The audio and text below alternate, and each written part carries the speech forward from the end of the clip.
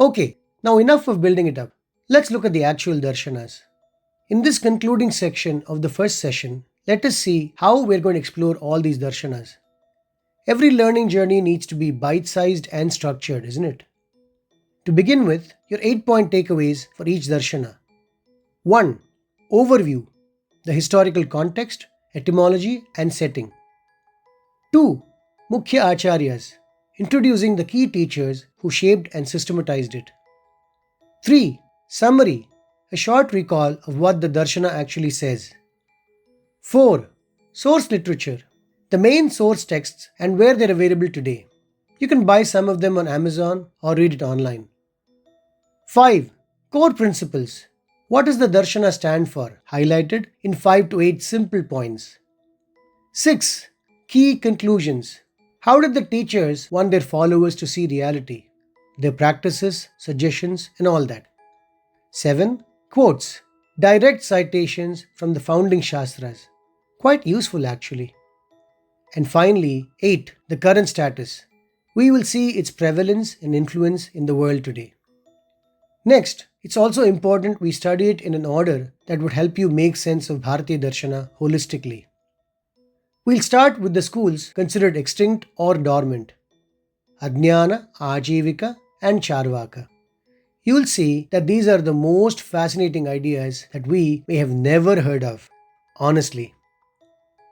We'll then move on to the schools which have been subsumed or integrated under the larger schools of thought, meaning they don't exist as independent identities but are very much a part of mainstream thought, just not independently organized.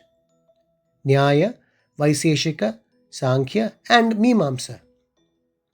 Then we'll see the amazing vision of Jaina Dharma, Jainism, and Buddha Dharma, Buddhism, true gems of Indian wisdom.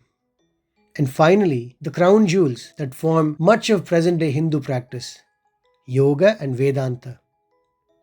I'd like to give you this gentle learning suggestion before we begin. It's extremely important for well-rounded knowledge of the Bharatiya Darshanas. Let's simply understand, without any judgment. We exist today because they explored before us. I would request you to momentarily dissociate yourself from your identities, strictly for learning purposes, All the labels we call ourselves are self-given, not some DNA markers. Let's observe these ideas as is, not through the lens of postmodernism or colonialism. Shravana Manana Nididhyasana. Listen, contemplate, and reflect, just the way even the teachers did. Every teacher has poured their life into their visions. Their ideas remain relevant and timeless.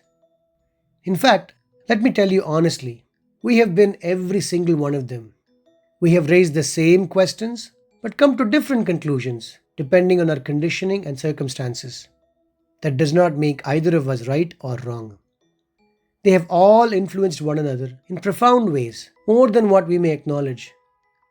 Mostly, remember, Adhikari Bheda. We have all differences, even amongst qualified seekers. So, the assertion of one does not mean the rejection of another. At the end of the day, all this put together is Sanatana Dharma, Bharatiya Darshana. I pray to the teachers to bless us as we embark on this journey to decipher reality. So, in the upcoming sessions, you may finally find which darshana or perspective you actually belong to.